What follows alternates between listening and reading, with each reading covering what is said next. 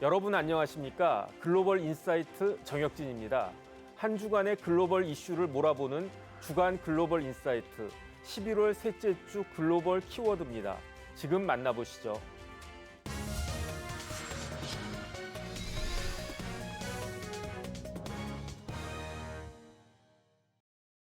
네, 윤석열 정부 2년 반을 마치고 어떤 성과가 있었고 그 의미는 무엇이었는지 이야기 나누어 보도록 하겠습니다. 김동석 국립외교원 전략지역연구부 교수님 나와 계십니다. 교수님 안녕하셨습니까? 안녕하십니까? 네네.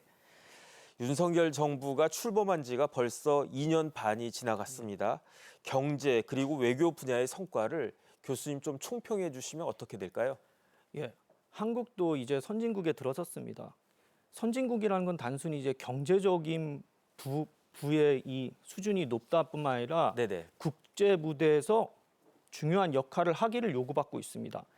이렇기 때문에 윤석열 대통령은 이에 걸맞게 글로벌 중추국가 GPS라고 하죠. 네네. 개념을 도입했고 처음부터 변함없이 이러한 목표와 역할을 충실히 수행하기 위해서 외교를 전개했다고 생각합니다. 윤석열 정부는 경제 외교 성과 관련해서 지난 2년 동안 113개 나라를 대상으로 211차례의 정상회담을 가지며 전방위 경제 외교를 펼쳤습니다.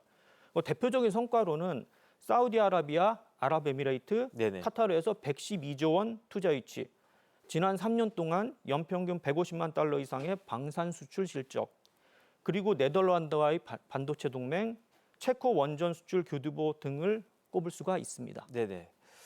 어쨌든 그 윤석열 대통령 집권하시자마자 네. 본인이 뭐라고 스스로를 규정했느냐. 나는 대한민국의 1호 영업사원이다. 이렇게 말씀하시지 않았습니까? 네. 그러면서 이제 세일즈 외교에 굉장히 공을 많이 들이셨다고 저희가 이제 판단할 수 있는데 여기에 대해서는 어떻게 평가할 수 있겠습니까? 예, 윤 대통령 그래서 이제 세일즈 외교에 정말 많은 공을 들이셨고 지난 네네. 2022년 5월 취임 이후 지금까지 20번의 해외 순방을 네. 마쳤습니다. 그래서 아까도 말씀드렸지만 113개 나라 211차례의 정상회담을 통해 경제 세일즈 외교를 펼쳤고 대통령의 순방을 계기로 투자 유치와 수출 수주 등의 규모는 971억 달러, 우리 돈으로 약 127조 8천억 달러 규모에 이릅니다. 네네. 그래서 1호 영업사원을 자처하며 우리 경제인과 함께 순방국 비즈니스 포럼 등에 참석해 기업의 운동장을 넓히는 데 기여했고 아랍에미레이트 방문 당시에는 40조 규모의 투자를 약속받았습니다. 네네. 특히 주목할 만한 거는 방산 분야의 수출 증가입니다. 2021년에 10조 원에도 미치지 못했던 수출 실적은 2022년에 23조 5천억 원으로 증가했고 지난해에도 18조 7억 원. 역대급 수출을 이어갔습니다. 네네. 그래서 지난 2년 6개월간 총 42조 원 이상의 방산 수출 성과를 거두었습니다. 그 국민 대상으로 지지율 조사에서도 대통령의 직무 수행 긍정평가의 주된 요인은 외교입니다. 윤 대통령은 앞으로도 외교 무대에서 민생과 관련된 세일즈 외교를 적극 펼칠 것으로 보입니다. 네네. 그다음에 지금 많은 사람들이 관심을 갖고 있는 나라가 체코 아니겠습니까? 윤석열 대통령이 체코에서 원전 사업을 수주했는데 그 금액이 수주 금액이 최소 24조라고 하니까 어마어마한 금액이고 거기에다가 사실은 원전 강국하면 프랑스인데 체코 바로 근처에 프랑스가 있는데 그 프랑스를 제치고 우리나라가 원전을 수주하지 않았습니까? 이거는 우리나라가 유럽 진출, 그 원전 사업을 유럽에서 진출할 수 있는 교두보를 확보한 것이라고 볼 수도 있을 것 같은데요. 예, 맞습니다. 네네. 체코 원전 수주는 지난 2009년 아랍에미레이트 바라카 원전 수주 이후 15년 만에 거둔 쾌거입니다. 네네. 그리고 한국의 이 K 원전이라고 하죠. 이 중동해에서 유럽으로도 이제 경쟁력을 각인시켰다는 평가가 나옵니다.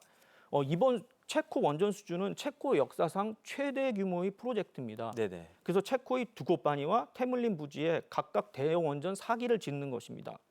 두고파니에 들어설 5, 6기는 이번에 계약을 확정했고 테물린에 지을 3, 4, 5기는 추후 건설을 확정하면서 한국에 우선 협상권을 주기로 했습니다. 네. 또 이번 수주는 중동에 이어 원전 붕의 중심지인 유럽에서 한국의 원전 기술과 건설 역량을 인정받았다는 데 의미가 있습니다. 이번 수주는 이제 최소 30조 원으로 추산되면서 국내 원전 업계에 큰 활력을 불어일으킬 것으로 보입니다. 네네. 또 이번 수주 성공은 민관 합동으로 팀 코리아로 뭉쳐서 체코 정관계, 산업계, 학계, 원전 예정 지역까지 폭넓은 수주 활동을 전개한 결과라고 봅니다. 네네. 그리고 이제 최근 유럽에서는 안정적인 에너지원 확보와 탄소 중립 달성을 위해서 무탄소 원전이 다시 주목을 받고 있습니다. 한 예로 스웨덴은 원자력 개발을 제한하는 법을 폐지했고 오늘 2045년까지 10기 규모의 원전 개발 로드맵을 마련했습니다. 또 네덜란드는 2035년 상업 운전을 목표로 신규 원전 2기 건설을 추진하고 있습니다. 그리고 튀르키예도 2035년까지 원전 12기를 건설할 예정입니다. 그래서 이 체코 원전 수주를 계기로 한국의 유럽 지역 원전 진출 교두보가 마련될 것으로 기대합니다. 네, 지금 전 세계가 탈원전하고 있는 그런 추세인데 이렇게 체코에서 큰 원전을 수주해가지고 우리나라가 원전 진출의 교두보가 마련될 것이다 이렇게 볼 수 있을 것 같습니다. 이렇게 윤석열 대통령이 대한민국의 1호 영업사원으로서 열심히 노력하셔가지고 우리나라 외교의 지평도 넓혀졌다라고 볼 수 있겠습니다. 네, 실제 지난해 태평양 도서국, 우리 태도국이라고요. 태도국과 정상회의를 열었고 올해 아프리카 48개국을 초청해서 한 아프리카 정상회의를 열었습니다. 네네. 또한 UAE, 사우디, 카타르 국빈 방문 등 중동 외교에도 심혈을 기울였고 최근에 중앙아시아 3개국 국빈 방문길에 올라 K-실크로드 협력 구상에 대한 지지를 끌어내 외교 지평을 확장했다는 평가를 받습니다. 윤 대통령의 글로벌 중추 외교는 대한민국이 국제사회에서 중심적인 역할을 수행하는 것을 목표로 합니다. 네네. 이는 주요 국제 이슈에 대한 적극적인 참여와 글로벌 리더십을 통해 이루어집니다. 그래서 지난 2023년 G20 정상회의에서 기후변화 대응, 디지털 전환, 글로벌 보건 위기 등 주요 글로벌 이슈에 대해서 강력한 목소리를 내며 한국의 역할을 강조했습니다. 특히 기후변화 대응에 있어서 국제적 협력을 촉구하고 한국의 탄소 중립 목표와 이를 달성하기 위한 구체적인 계획을 공유하기도 했습니다. 또한 2023년 OECD 회의에서 디지털 경제와 관련된 글로벌 규범 설정에 한국이 적극 참여할 것을 약속했고 네네. 디지털 혁신을 통한 경제 성장과 포용적 발전을 강조했습니다. 또 마지막으로 이제 WTO 개혁 논의에서 이제 한국의 역할 강화를 천명하면서 공정한 무역 질서를 위한 국제 협력의 필요성을 역설하기도 했습니다. 네. 그 많은 외교 성과가 있었다고 지금 교수님 말씀해 주셨는데요. 그래도 제가 봤을 때 가장 큰 외교 성과는 역시 한미 동맹을 강화시킨 것이 아닌가 이런 생각이 드는데 한미 동맹 강화는 여전히 순항 중인 거죠? 네, 한미 동맹 강화는 여전히 순항 중입니다. 네네. 예, 작년 4월에 한미 동맹 70주년을 맞아 진행된 정상회의에서 윤석열 대통령과 미국 조 바이든 대통령 두 정상은 워싱턴 선언을 채택했습니다. 미국이 핵 위협에 대응해 동맹국의 억제력을 제공하는 확장 억제를 강화한 것이 핵심입니다. 만약에 북한이 핵으로 우리를 공격했을 때 미국이 핵을 통해 대응할 것인가? 네네. 이에 대한 의구심이 그 이전에는 상당히 남아 있었습니다. 하지만 대북 확장 억제의 신뢰성과 실행력을 강화하겠다는 의지를 양국 최고위급 정상회의에서 워싱턴 선언을 통해서 확인했다는 점이 굉장히 중요합니다. 또 기존의 재래식 군사동맹에서 핵을 기반으로 한 동맹으로 한 단계 업그레이드가 됐고요. 또 한미 간의 북한 핵 확장 억제 관련해서 정보도 공유하고 합의 체계 절차도 만들고 공동 기획하고 네네. 교육하고 하기 때문에 이런 어떤 포괄적인 합의를 했기 때문에 미국의 확장 억제에 대한 신뢰성이 좀 더 높아졌다 이렇게 생각합니다. 네네. 그리고 워싱턴 선언은 확장 억제만 있는 게 아니고 산업 기술 동맹 그리고 경제 안보 동맹 또 인력 양성, 문화 교류 등 다양한 점을 포괄하는 그야말로 포괄적 전략 동맹이라고 볼 수 있습니다. 네. 지난 11월 4일에 윤석열 대통령의 시정 연설문을 제가 봤더니 윤 대통령이 한일 관계 복원, 그다음에 한미일 3국 협력 체제를 굉장히 강조하셨어요. 한미일 협력은 그 윤석열 대통령 취임 이후에 어떤 변화가 있었습니까? 윤석열 대통령 취임 이후에 일본과의 관계가 상당히 좋아졌습니다. 이제 한일 관계가 정상화되었는데 한일 양국은 이제 이웃 국가면서 이제 제대로 된 정상회의를 그 이전에 10년간 해오질 못했습니다. 네네. 소통이 부재했던 만큼 오해와 불신이 쌓였고요. 한일 관계가 정상화된 이후 7차례에 걸쳐서 한일 정상회담과 한미일 정상회의 등 국제사회의 주요 과제에 대한 공동 대응과 인식을 함께하는 진정한 이웃 국가로 거듭나고 있습니다. 네네. 두 번째로는 이러한 한일 관계 정상화를 바탕으로 한국과 일본이 글로벌 무대에서 위기 관리 시스템을 공조했다는 점입니다. 2023년, 그러니까 작년 10월에 우리 정부가 하마스의 공격을 받은 이스라엘에 우리 군 수송기를 파견했지 않습니까? 네네. 그때 이제 160명을 대피시키는 과정에서 일본인 51명도 함께 구출했습니다. 네. 그래서 이제 어려움을 겪는 민간인들에게 국적을 불문하고 도움을 주는 것은 인도주의적 차원에서 당연한 것이죠. 그리고 이는 한일 관계의 공조를 잘 보여주는 사례입니다. 이 외에도 앞서 이제 4월 25일에 수단 교민 철수를 위해서 파견된 공군 수송기에도 일본인 58명을 태워 대피를 시켰습니다. 네네. 이제 과거 한일 관계가 악화되었을 때는 이러한 위기가 발생했을 때의 공조를 이제 좀 사실상 이제 상정하기가 어려웠었는데 한일 관계 개선으로 국민의 안전과 보호가 이게 더 보호로 직결되는 효과를 낳았습니다. 네네. 그다음에 마지막 한미일 지평이 확대되었다는 점입니다. 윤석열 대통령이 2023년 3월에 방일을 시작으로 4월 28일에 한미 정상회담, 5월 7일에 기시다 총리의 방한, 5월 21일 한미일 정상회담, 8월 18일 캠프 데이비드 한미일 정상회담 등의 짧은 시간 내에 이제 밀도 있는 회담이 진행되었고 특히 캠프 데이비드 회의에서는 이제 이 캠프 데이비드 원칙과 정신이 도출되는 성과를 낳았습니다. 네네.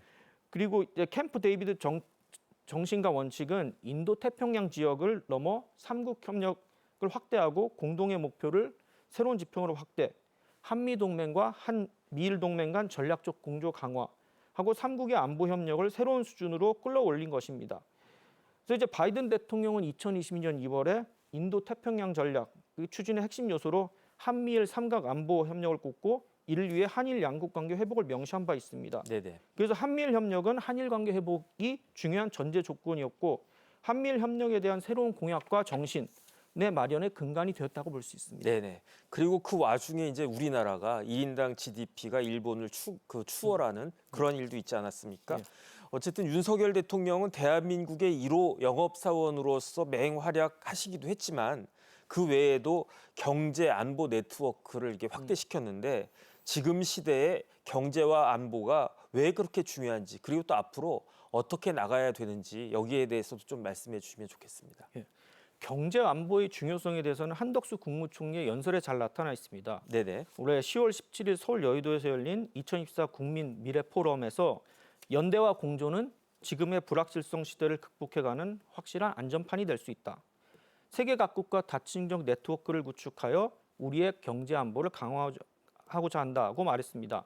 전 세계적으로 확산되는 자국 우선주의 기조와 중동 등의 불안정한 정세 등으로 경제 안보 협력의 중요성이 더욱 높아졌다고 진단을 했습니다.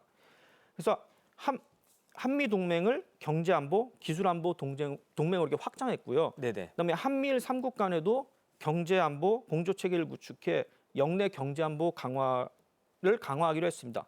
이 외에도 미국과 일본 외에도 호주, 영국, 캐나다 등 주요국과 경제 안보 대화를 새롭게 구축해서 경제 안보 파트너십의 외연을 확대했습니다. 네네. 그리고 첨단 기술 선진국과 핵심 신흥 기술 공동 연구를 확대하기로 했고, 그다음에 미국, 일본, 그다음에 인도 등과 핵심 신흥 기술 대화를 통해 공동 연구, 인력 교류 등을 활성화해 기술 초격차 유지 기반을 마련하는 등의 성과가 있었습니다. 네.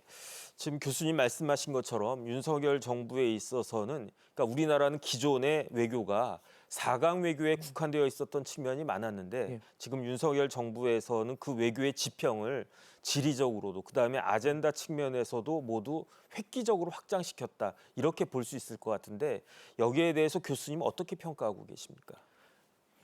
윤석열 정부 들어서 이제 한국의 외교적 지평이 아까도 말씀드렸지만 네네. 정말 많이 확대가 됐습니다. 그래서 4강 외교, 지금까지 4강 외교의 이 틀에서 벗어나서 나토, 북대서양 조약기구, 회원국들과의 경제 안보 협력 강화를 비롯 아프리카, 중앙아시아, 태도국 등과 네네. 다자 회의를 개최해서 글로벌 중추국가로서의 비전을 하나씩 실현해 국익과 안보를 모두 챙겼다는 평가를 받고 있습니다. 네네. 윤 대통령은 주요 7개국 G7이라고 하죠. G7 플러스 시대에 맞춰 G7 국가와의 협력 강화 외에도 나토에서 일본, 호주, 뉴질랜드와 함께 나토 회원국들과도 안보 협력 체계를 구축했습니다. 네네. 지난 5월 히로시마 G7 정상회의에 참석했던 윤 대통령은 취임 후 3년 연속으로 나토 정상회의에 참석했습니다. 그리고 우리 정상 최초로 나토의 지적 교류의 장인 퍼블릭 포럼 이 연사로 참석하기도 했습니다. 네네. 선진국 외에도 우리나라 최초로 한 아프리카 정상회의를 개최했습니다. 48개국을 초청했는데 48개국 모두 대표단을 보냈고 그중에 이제 25개국은 정상이 왔습니다. 그래서 상당히 좀 성과가 괜찮았고요. 그다음에 이제 지난 2월에는 쿠바와 공식 외교 관계를 수립해서 중남미의 모든 국가와 외교 관계를 수립했습니다. 네네. 뿐만 아니라 인도 태평양 전략, 한 아세안 연대 구상, 한 중앙아 K 실크로드 협력 구상 등 전략적 로드맵을 만들어 실질적인 협력 강화를 촉명했고 또 이제 올해 한 아세안 대화 관계 수립 35주년을 맞아서 최고 단계의 파트너십인 포괄적 전략 동반자 관계를 수립해가지고 정치, 경제, 사회, 문화 전반에 거쳐서 미래지향적인 협력 비전을 제시했습니다. 네, 지금까지 도움 말씀에 김동석 국립외교원 전략지역연구부 교수님이셨습니다. 교수님 오늘 나와주셔서 감사합니다. 네.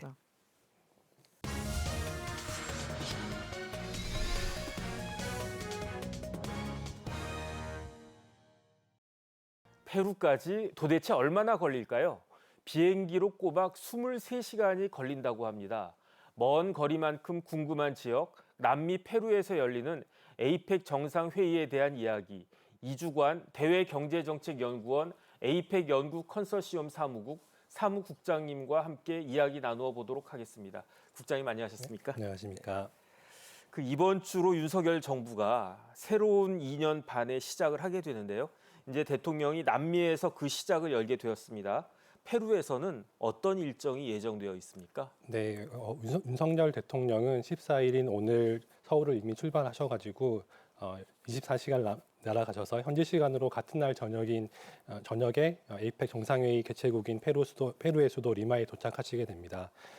그리고 15일 토요일에는 리마에서 열리는 에이펙 정상회의의 첫 세션에 참석하셔서 각국의 정상들과 포용적 경제 성장 그리고 경제 취약계층 지원을 위한 협력 방안을 논의하시게 됩니다. 또한 내년 에이펙 의장국으로서 우리나라가 자유롭고 안정적인 무역 투자 환경 조성을 위해서 앞장서겠다는 점을 천명하실 계획입니다. 이어서 에이펙 기업인 자문위원회와 대화에서 참석자들과 대화를 나눈 이후에는 CEO 서밋에 참석해 기조연설을 하실 것으로 되어 있습니다. 그리고 16일 일요일 오전에는 토요일 오전에는 에이펙 회원국 정상들만이 참여하는 리트렛 회의에 참여하셔서 글로벌 기후위기 시대의 에너지 전환 가속화를 위한 우리 정부의 기여 방안을 말씀하시고 또한 식량 안보 확보를 위한 영내 협력 강화 방안에 대해서 우리나라의 방안을 제안할 방침입니다. 또한 세션 말미에는 내년이 우리나라 에이펙 정상회의 의장국이기 때문에 페루로부터 에이펙 정상회의 의장직을 넘겨받는 세레모니를 하실 것으로 예상됩니다. 네네. 그리고 정상회의가 끝나면은 오후부터는 페루의 공식 방문 일정을 시작하게 되는데요. 대통령궁에서 개최되는 공식 환영식에 참석한 뒤에 정상회담을 가지시고 또한 양국 대통령이 우리 기업이 페루 조선소에서 건조하고 있는 선박에 부착될 명판에 함께 서명하는 그런 별도의 방산 기념 행사를 개최할 예정입니다. 네. 어쨌든 대통령이 에이펙에도 참석하시지만 페루 공식 방문도 같이 이제 가시는 김에 한다는 말씀이시죠? 네. 그래도 역시 가장 중요한 일정은 에이펙 정상회의에 참석하시는 것 같은데 글쎄요, 이제 에이펙이란 말씀 이야기는 많이 들어봤는데 정확히 에이펙이 어떤 협의체입니까? 네, 에이펙은 아시아 퍼시픽 이코노믹 코오퍼레이션의 약자로 환태평양 연안 국가들의 경제 협력 증진을 목적으로 설립된 경제 협력체입니다. 네네. 특히 지역 협력체 중 최대 규모를 자랑하는데요. 1989년 호주 캔버라에서 우리나라를 포함한 12개국의 강요회의로 출범했고 1993년부터는 미국 클린턴 전 대통령의 제안으로 정상회의로 격상이 되었습니다. 그리고 현재 회원국은 총 21개 국가인데요. 특징은 이것이 경제협력체이기 때문에 국가, 즉 컨트리라는 단어를 쓰지 않고 이코노미라는 단어를 쓰게 됩니다. 그리고 네네. 실제 회의에서는 따라서 각국의 국기를 개항하지 않는 그런 특징이 있기도 합니다. 네네. 그리고 에이펙은 아시아 태평양 지역의 경제 성장과 번영을 목표로 하고 있고 이를 위해서 영내 안정과 세계 경제의 도전 과제에 공동으로 대응하기 위한 다양한 정책적 실험들을 하게 됩니다. 특히 재화와 서비스, 자본의 이동을 촉진하기 위한 무역 투자 활성화에 가장 중점을 두고 있고요. 단기적으로는 이러한 무역 활성화 조치뿐만 아니라 경제 기술 분야의 협력 증도 추구하고 있고 장기적으로는 아시아 태평양 지역 자유무역 지대라는 이러한 프레임워크를 가지고 동아시아와 미주를 잇는 경제 공동체를 달성하기 위해서 노력하고 있습니다. 네, 에이펙이 무슨 기구인 줄 알았는데 네. 이코노믹 코퍼레이션 협의체란 네, 말씀이시네요. 네. 그런데 지역 협력체 중에서 에이펙이 세계에서 가장 큰 규모네요. 이제 네. GDP의 60%. 맞습니다. 그러니까 미국, 중국, 일본이 포함되어 있으니까 그럴 것 같은데 그러면 이번에 윤석열 대통령이 페루 에이펙 정상회의에 참석하셔가지고 기대되는 성과는 어떤 게 있다고 볼 수 있겠습니까? 네, 우선 그 2024년 페루 정상회의의 주제는 권한 부여 포용 성장이라고 되어 있습니다. 네네. 영어로는 empower 그리고 include grow라는 키워드인데요. 페루는 공식 경제 및 글로벌 경제로의 전환 촉진을 위한 디지털화 활용, 그리고 지속 가능한 성장을 위한 식량 안보 및 에너지 전환 정책 등을 성과로 내세우고 있습니다. 윤석열 대통령은 정상회의에서 이러한 성과 사업에 함께 합의를 할 것으로 예상되고요. 또한 이번 순방에서 국제사회의 지속 가능한 미래를 위해서는 무엇보다 이 규범 기반의 국제 질서가 지켜져야 한다는 점을 역설할 것으로 보입니다. 또한 윤석열 대통령은 이번 남미 순방을 통해서 글로벌 중추 국가로서 우리나라의 책임 외교를 구현하고 또한 규범 기반의 국제 질서 수호를 위한 국제 연대를 강화하겠다는 데 그 의미가 있습니다. 한편 우리나라의 외교 지평을 그리고 실질적인 협력을 이 아시아를 넘어서 중남미까지 확대한다는 데 의미도 큰 것 같습니다. 네네.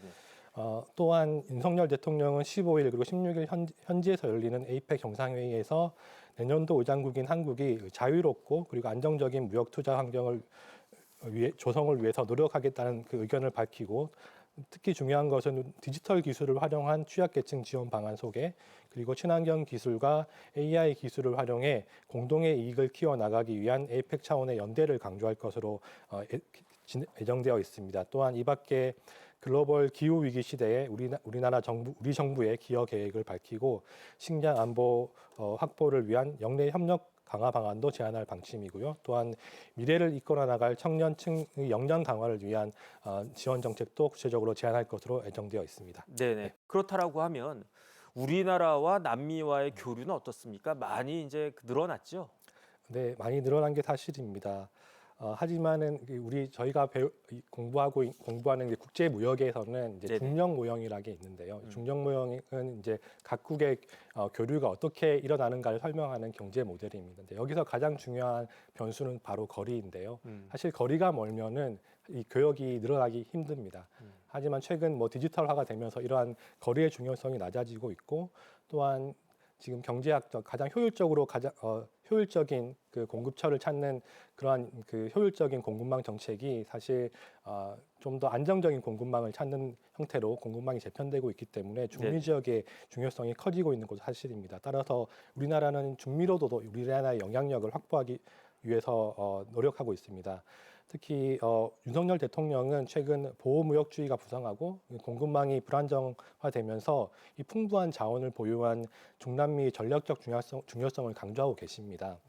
취임 후 첫 중남미 방문에서 한국은 글로벌 중추 국가 비전을 중남미 지역으로 확장하겠다고 밝힌 바도 있습니다.